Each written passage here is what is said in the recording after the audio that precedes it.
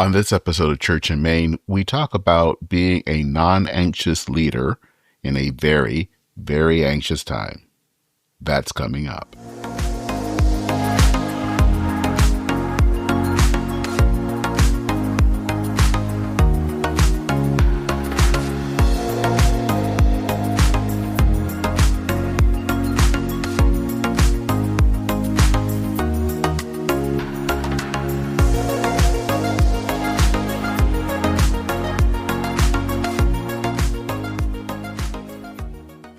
Hello and welcome to Church and Main, a podcast for people interested in the intersection of faith, politics, and culture. I'm Dennis Sanders, your host. My guest today is Jack Shitama, an ordained United Methodist minister who is an author and host of the Non-Anxious Leader podcast. We're going to talk about the concept of societal regression, which kind of describes what's kind of happening in our society right now, and how spiritual leaders can really navigate what's going on right now. So if you're the leader in a congregation, whether you are clergy or lay, you're going to want to listen to this episode. So without further ado, here is my conversation with Jack Shitama.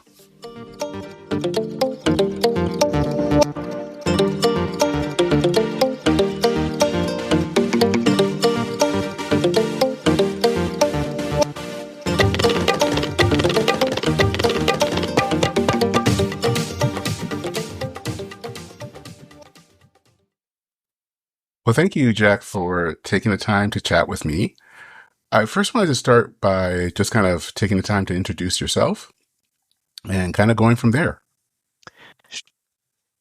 Sure. I am an ordained United Methodist minister, and I've been in ministry since 1991. And I pastored for 9 years, and then I ran the United Methodist camp and retreat on the Eastern Shore of Maryland for 23 years. And at the very beginning in seminary, I encountered Edwin Friedman's Generation to Generation family process in church and synagogue. And it really enlightened me in terms of not only my own functioning and my own family of origin, but also how it applies to leadership, especially leading as a non-anxious presence in congregational systems. And so that's kind of been my area of focus for the last 3 decades. And I've written several books on family systems theory and have a podcast. And just I feel like it's kind of my calling to help people understand how they can function as a non-anxious presence personally and professionally.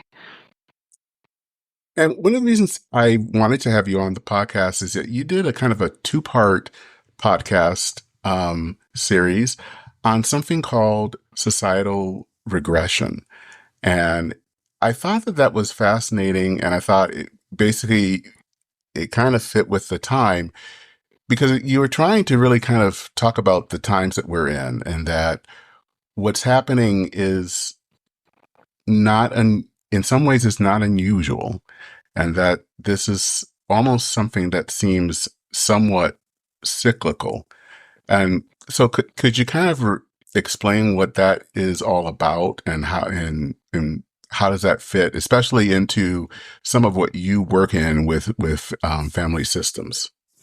Sure. So the idea of a societal regression is based on the idea of an emotional regression in a family of origin.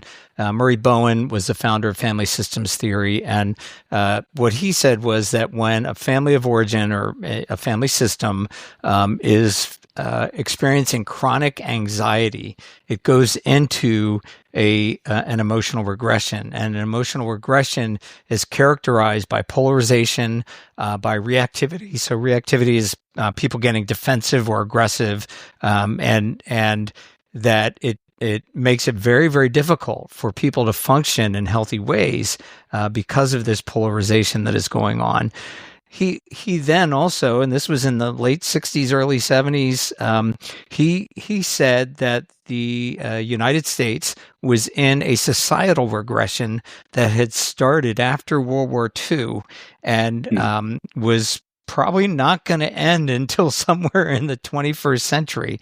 And one of the elements of a societal regression, besides the polarization, is this desire for a quick fix. So people aren't willing to go through kind of the long-term work that it takes to get healthy.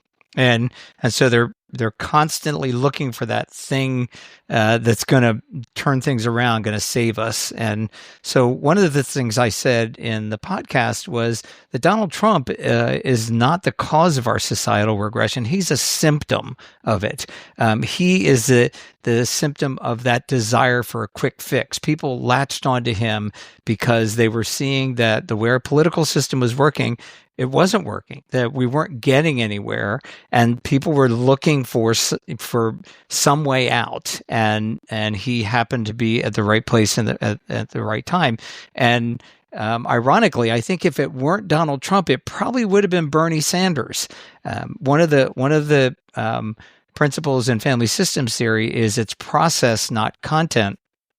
So the emotional process that's going on is we're in this deep polarization. People are looking for a way out. They're looking for a quick fix.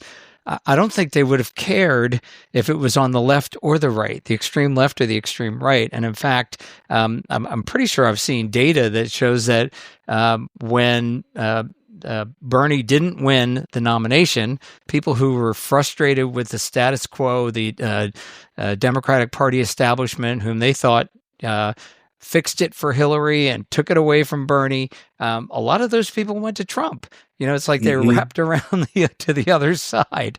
And so this idea of a societal regression is that people are not functioning well, and they make it hard for leaders to function well. So leaders who are actually trying to think about the common good and trying to think about compromise and trying to figure out ways to deal with all of the challenges that we have in society, they're not going to get a voice. They're not going to get people's ear because people just they can't stand it. They want something quick. They want it now, and so they go to these extremes that they think will change things for the better. But at least from my perspective, what we've seen in this most recent administration is, we're bordering on fascism now. We're getting to the point where it's going in the other direction. And ironically, I think the peak of the last regression, I think, was the 30s and Nazi Germany. And then the thing that broke us out was World War II, when because that's what Murray Bowen says, is the only thing that's going to get us out is a worldwide crisis that forces people to figure something out. And it's almost like fascism with Nazi Germany and Mussolini in Italy and Hirohito in Japan had this movement that was taking over the world, and the only thing that stopped it was this massive world war, which lost a lot of lives. So I hope that's not the case. I hope we don't have a world war or something worse. But that's the theory. The theory is telling us that that's what we're in right now. What causes us to enter into such a regression? So one of the elements is rapid technological change.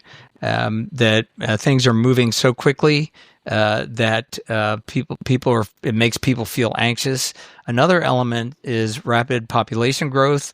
Although if you look at the statistics now, that seems to be reversing itself. In fact, the most recent data shows that we might actually see tremendous population decline by the late 21st century. But at the time, post-World War II, baby boom, lots of technological change that just got even more rapid in the 60s, 70s, 80s, and beyond, right? Things were happening very quickly. And so people are looking for a way to find stability. And I don't think it's any coincidence that the moral majority arose in the 80s as people were starting to look for a way to take us back in time. In fact, I think I found it ironic that the the last campaign, one of the campaign slogans was "Take America Back," and some people read that as taking political power back, and I read it as taking us back in time. People wanted to go back in time to when the privileges they had were more stable and more entrenched in society instead of being challenged at every turn. So I think it's this rapid change that causes people to feel anxious, and so they're looking for a way to find stability.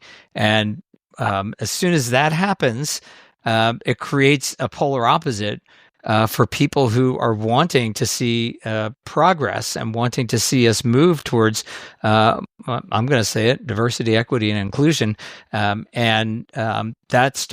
where the polarization really starts to intensify. And so you had the civil rights movement in the 60s, and then you had the women's rights movement in the 70s. And those things, I believe, if you were to look at family systems theory, gave rise to the moral majority and the conservative right, and as a way to push back against what they thought was the erosion of their own values, and what I would say is more of the erosion of their own power.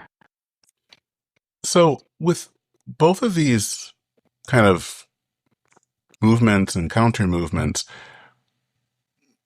where do you find what probably you would say is a non-anxious presence? Because it seems like there's a lot of anxiety on both sides of the ledger there. Yeah. So, in fact, I think your colleague Lauren Richmond was the one who asked the question about, well, where do you see a non-anxious presence as a leader nowadays? And I don't see it very often. I would say probably Barack Obama was a good example. I think George Bush was a good example, both on different sides of the aisle. But if you think about each one of them, what a non-anxious presence is able to do is they're able to say, this is what I believe. This is what I think is going to help us make us better. You don't have to agree with me. But I think this is what we need to do. And so I think Bush's moment was Iraq and the weapons of mass destruction. Now, he was wrong, but he was a non-anxious leader in that respect, in that he made his case to the country. He didn't demonize people who disagreed with him, and enough people went along in Congress that we ended up with that, the Iraq War. Some people will call it a mistake. A lot of people will call it a mistake. Barack Obama's signature legislation was affordable health care, or what I think he claims now is Obamacare, because I think he's proud to have his name on it. Same kind of thing. He wasn't telling people what they had to do, but he was saying, this is what I believe we should do. And enough people went along that it changed. And in fact, when they tried to take it away, they didn't have enough votes to take it away. I think our society has been so polarized that those two leaders couldn't really make a lasting difference. I think they were able to make a difference while they were in office, but I'm not sure how much, I would love to see an Obama legacy, but I'm not sure what that's going to be. I think the two in the late 20th century, I think, that did really change society were Nelson Mandela and Martin Luther King Jr., because they showed that you don't even need power to change things. Neither one of them really had political power. Nelson Mandela ended up with political power, but it really was his willingness to suffer, I think, that enabled a movement to grow and really change the entire nation. And Dr. King, in the same way, he had no political power, but it was his idea that he's not going to hate. He's gonna love, and he's gonna show people. He's gonna share with people what he believes should happen. And enough people went along that some laws changed, some progress was made. I think there's still a long way to go to battle systemic racism, but there's those two, I think, and then if you were to go earlier in the 20th century, I think Mahatma Gandhi was a similar one. We don't have anybody like that nowadays. I think I gave a couple examples in the podcast. I thought Mitt Romney, when he voted for Donald Trump's impeachment, I thought he was taking a stand as a non-anxious leader. He didn't criticize people who disagree with him, but he stood up for what he believed in. And I think more recently, Chuck Schumer, when he compromised with the Republicans just to get a budget through to keep the government from shutting down. Those are little examples of people who are actually willing to stick with their principles, but at the same time find ways to work with other people to move things forward. And we don't see it very often right now, especially with this administration. There's been a lot of talk, especially recently, with the kind of battle over redistricting, of this sense that one side is, has fight, so the other side needs to fight harder. And, is this kind of the perfect example of societal regression? And absolutely. And is that helpful? On one hand, I guess it makes sense, but I don't know if it's really going to do anything. Yeah, it just makes things worse. One of my neighbors has a yard sign that says "Democracy is precious," and this type of fighting is anti-democratic, right? Anti-democracy. And that being said, I'm a human being too. So when I hear Gavin Newsom's going to fight back, I'm like, yes, we got to do something. But then, what my training tells me is that's going to make things worse. We're just, it's like the Hatfields and the McCoys. It's a feud where how many people have to die before we figure out that this is not the way. And I think there is a way forward. I'm just not sure right now. I still believe it has something to do with Dr. King's principles of nonviolent resistance, and showing we care about people that disagree with us, even as we disagree vehemently with their policies. One of my colleagues who works in she's the executive minister of Beloved Community for our region of the annual United Methodist Church. She's working on a campaign called United in Love, and the basic principle is that hate divides and love unites. So we have to figure out how to love in a way that is life-changing for people that disagree. And I think that also means that we need to be willing to think hard about what we believe and think, okay, what do we need to change to find a way forward? Because it's really easy for me as a progressive to just, double down and say, hey, let's get a socialist mayor in New York. Maybe. But are there ways forward to find solutions where people are able to say this is good for all of us, and that's not happening right now. That's for sure. So, what is usually, you talked about the way that is the way out of a societal regression is usually not the way that we want, which is violent conflict. But I think one of the other things it's kind of fascinating is that usually the leaders that can kind of lead are not the people that we expect. Can you kind of say a little bit more about that? Because I think that is fascinating, because I think we are right now so attuned to thinking that the leaders that are going to get us out of this are going to be in Washington. Yeah. And maybe they're not. In fact, I'm beginning to think, I'm pretty sure they aren't going to be. I would agree, because to be in Washington, you have to play that game, and the actually the parties benefit more from that game than anybody else. They benefit from sharing that power and it going back and forth, because that's how they can keep a lot of other people out of power. So I would agree. I think her name is it Greta Thunberg? Is that the young woman who really made a name for herself and made it and focused on climate change, right? I mean, I think it's that type of thing. I think that it might emerge. And yeah, I hope it's not a world war. I hope it's not a worldwide economic crisis.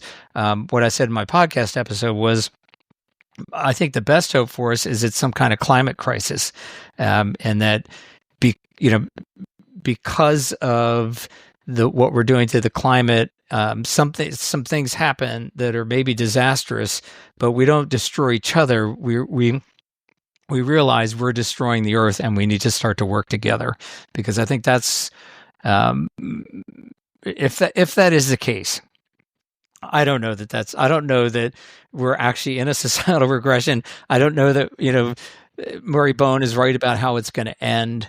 I do believe that we need non-anxious leaders no matter what, because non-anxious leaders are people who are able to say what they believe and give others the freedom to disagree. And again, that's where I see Dr. King was just a prophet in that respect, the prophetic in that respect. And so I hope it doesn't happen that way. But regardless, to the extent that we can, especially as people of faith, trying to raise up and encourage and affirm people who can live that way, I think is that's one of the few things we might be able to do besides pray right now.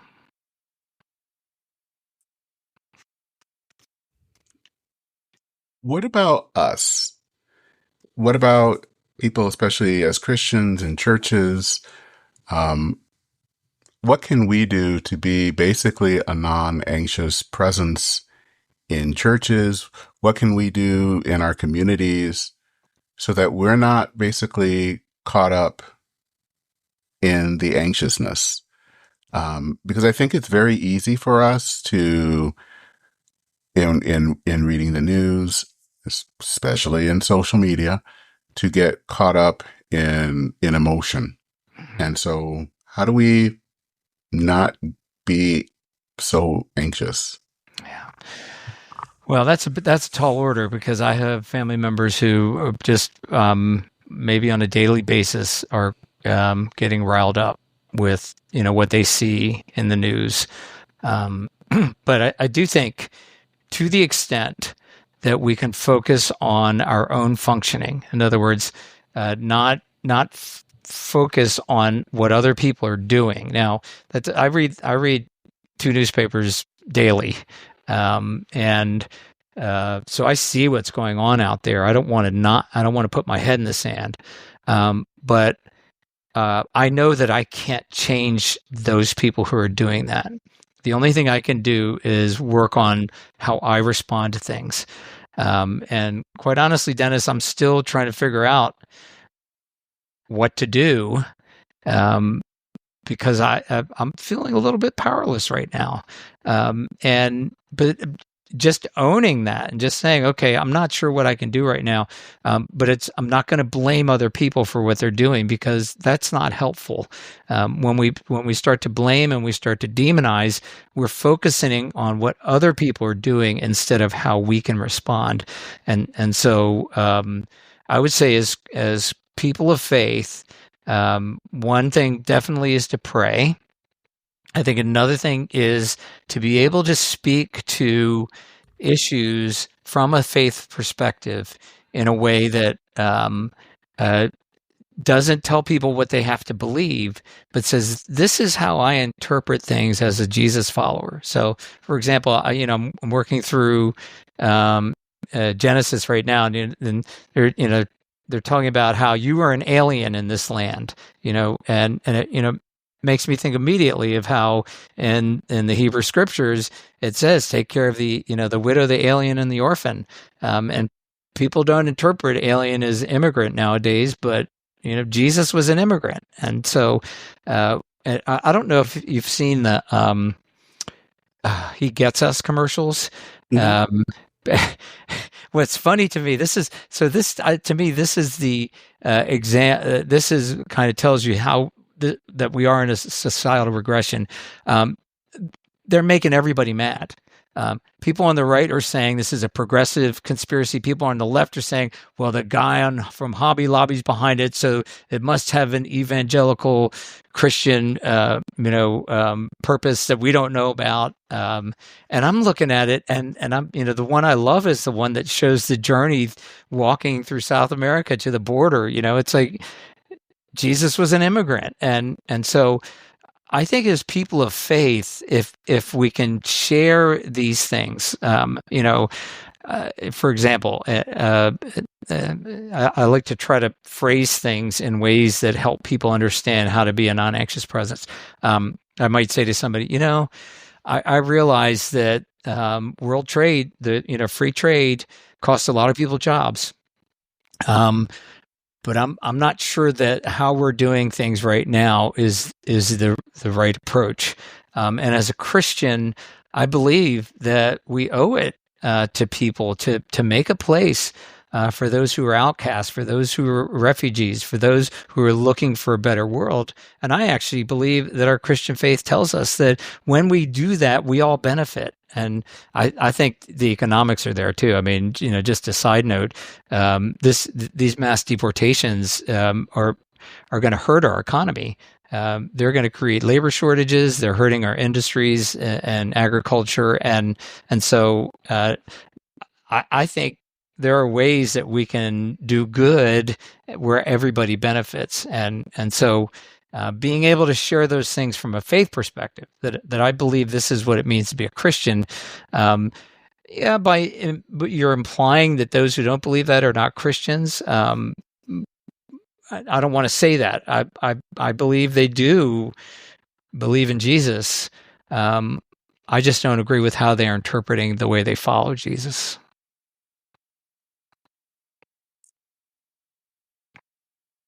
So, what do you think is going to be kind of the future? And let me rephrase that. Where do you think we're going to be as a society a few years down the road, as a society, as we're kind of dealing with this societal regression? Yeah, I think that the hopeful scenario would be people get so fed up with this administration, and somebody rises up who can provide leadership for the common good. I don't know if that will happen, and it almost seems to me that would have to be a third party candidate that's not beholden to either party.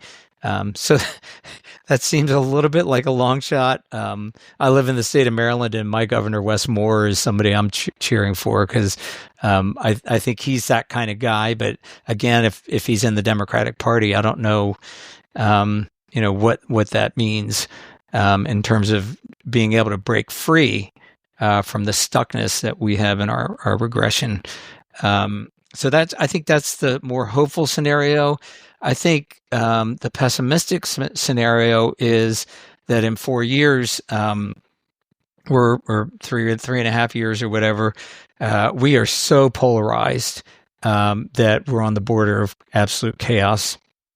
And that scenario is Trump trying to stay in office, or people trying to take power through force, or who knows what. I mean, these occupations that are going on, it started in in California. It wasn't really an occupation; it was more of a incursion. But DC is definitely an occupation, and they're talking about Chicago.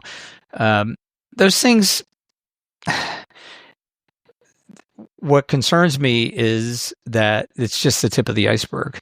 And I always, I can't remember. It wasn't Bonhoeffer who said the thing in Nazi Germany, right? They came to take away them. They came to take away so and so, and when they came to take away me, there was nobody left to stand up. And my concern is that these things are going to just happen incrementally, and it's really not incrementally. I mean, that's a big deal to send troops into DC, but these things are happening and they're not being stopped. And so what are things going to look like by November of 2028? And if or even sooner if Trump tries to stay in power. So to me, those are the different ends of the spectrum. I really hope it's not the more pessimistic one, because I think you could really see people hurt physically. I mean, I think and it it might be people on both sides. I don't want to see a civil war. I don't think we would have a civil war, but I don't know. So where is the hope in all of this? Well, my wife and I, were like, it'd be a good time for Jesus to come back. That's the eschatological hope. And I chuckle about that, but I do believe that God does win in the end. I do believe that in the end, the beloved community becomes a reality on earth as it is in heaven. I don't expect to see it in my lifetime, but if I did, I wouldn't be upset. I think the hope, but having that hope helps me to believe that I can maintain my desire to follow Jesus the way I believe he wants us to follow him, even when everything else seems to be crumbling around us. And that's not a lot of hope, but if you were in one of the concentration camps in Germany, there wasn't a lot of hope there. Or if you were enslaved in the first several hundred years of this our colonization in this country, there wasn't a lot of hope there, and yet people maintained hope. So in some ways, I think others before us have shown us that it's possible, even when things seem really dire. If people want to know more or follow your podcast, where should they go? The website's thenonanxiousleader.com, and the podcast is The Non-Anxious Leader. And you can find everything on the website, and the podcast is on all the platforms. They're short episodes. That's one of the things people say they like about them. 10 to 15 minutes, new episode every week. Well, Jack, thank you so much for this very important episode, and hope to have you back on.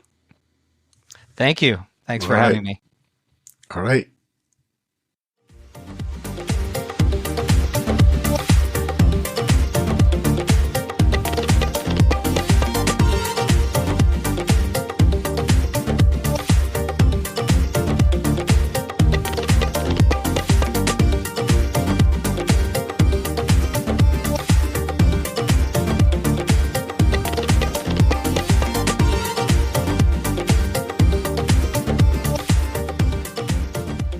So if you have thoughts about this episode, of course, you can always send me an email, drop me a line at churchandmain@substack.com. I will include links to the episode that kind of started this off, that is from Jack's podcast. So the link is in the show notes. If you want to learn more about this podcast, listen to past episodes, or donate, check us out at churchandmain.org. You can also visit churchandmain.substack.com to read related articles. So you can subscribe to the podcast on your favorite podcast app. And please consider leaving a rating or review. That really does help others find this podcast. If you want to make a donation, you can do that. I have a link to buy me a coffee. That's also in the show notes. There's also a link there if you want to have the latest episodes show up in your email inbox. Also, feel free to pass this episode along to family and friends who might be interested. Again, that helps spread the word about this podcast. That is it for this episode of Church and Main. Thank you again for listening. I'm Dennis Sanders, your host. Take care, everyone. Godspeed, and I will see you very soon.